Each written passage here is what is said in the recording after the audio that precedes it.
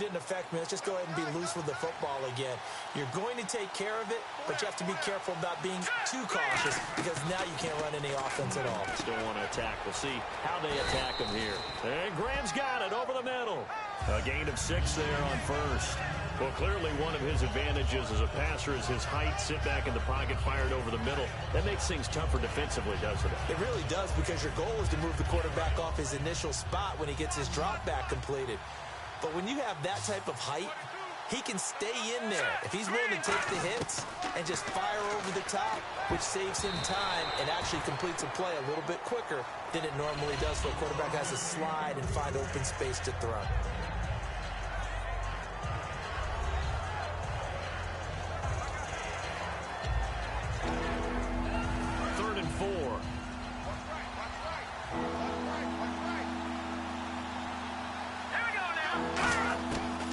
Gun on third down. It's Lynch.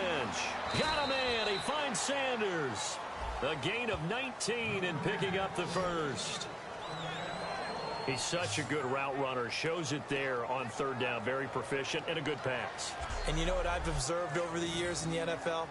The better a route runner you are, the more confidence your guy's going to have in you to go to you in important times, because he can trust you being in the right spot, and they connected there and picked up a first down.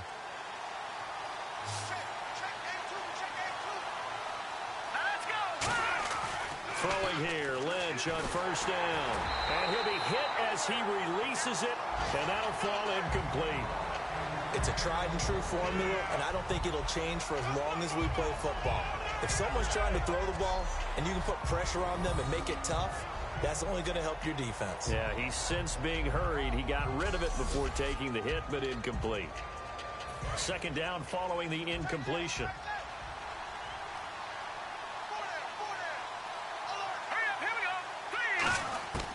Again on 2nd and 10, it's Lynch. Looking again for Thomas, this time complete. 8 yards on the completion, but now they face third down. That was a nicely run slant route, and what the receiver's trying to do is make the defender think he's going upfield for a deeper route, and then breaks it off, usually after about 3 to 4 steps, and cuts towards the middle of the field. And now what he's trying to do is use his body to keep the defender away from the football and give the quarterback a really nice target. Looks like a nickel set here defensively on 3rd and 2. Yeah, maybe expecting a throw. But he will have a man, Demaryius Thomas. 3 quarters in the books.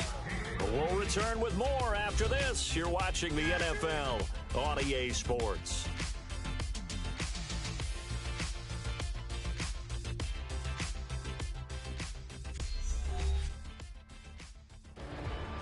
Back now in Jacksonville. It's Bronco football, and they also have the lead here as we get set for the 4th. Fresh set of downs here.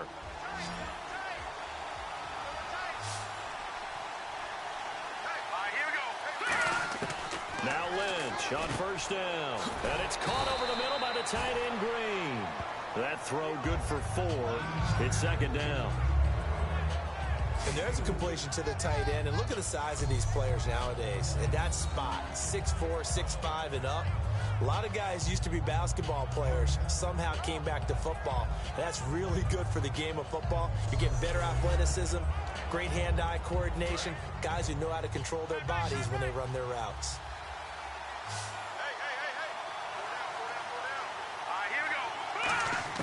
To throw again is Lynch.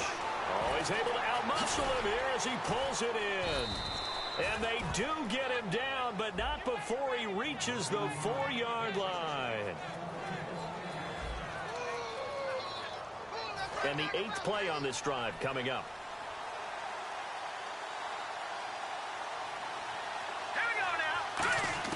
Once again, it's Lynch.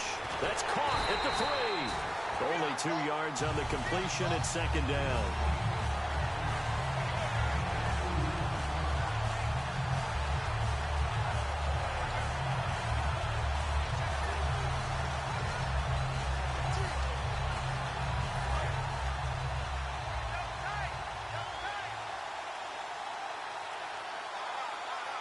They come out here in the eye. And he will take it in for a Bronco Bronco touchdown.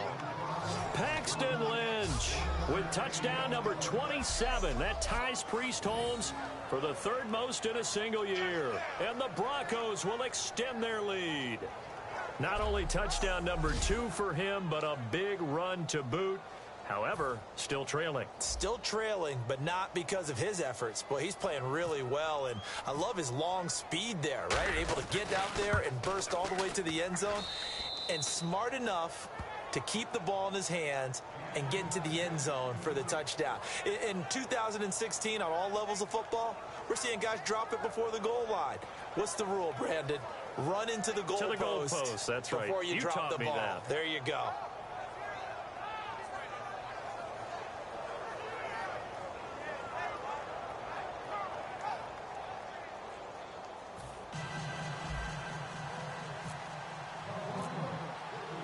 After the touchdown, here's McManus now to kick it away. This is taken at the 3. And he'll take this one near the 25, call it the 26-yard line. And out now comes Jacksonville as they get ready to go. And down on the scoreboard, certainly needing to avoid what happened on the last drive, punting the football. Sense of urgency has to take over for them here. They know the score. They know the situation. And by the way, the punter no longer exists for their offense. That's how they have to treat this drive. They need points. Big time. Throwing is Bortles. Oh, the ball comes out on the hit, but they'll say it's incomplete. We just saw another example of really good defensive football, which has led to the cushion that they have in this game. Got to him once again, knocked him on the ground, forced an incompletion. Yeah, they've set the tone. It's one thing to set the tone, another to come in here on the road and set the tone. They'll come out in the pistol. Bortles again here on 2nd and 10. And he's just going to get rid of this thing. To no one here. He throws it away, and now it's 3rd.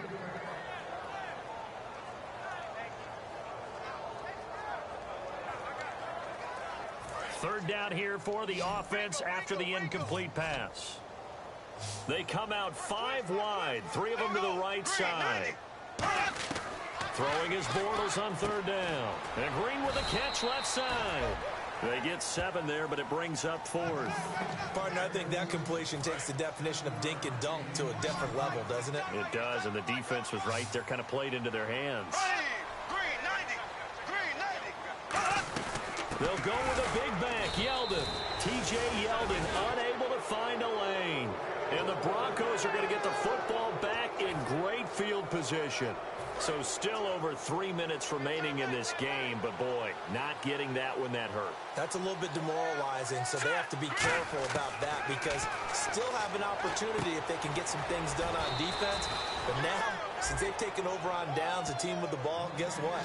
Going to 4-minute offense, maybe they can put this thing away.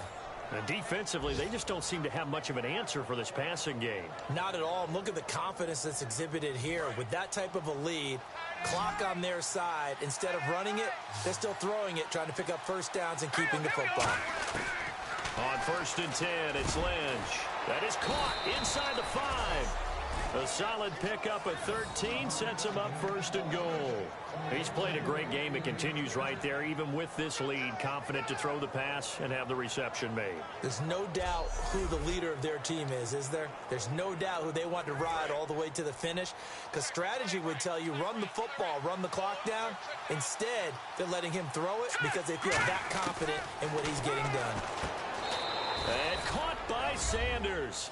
Touchdown, Broncos. Emmanuel Sanders, his 5th touchdown now on the year.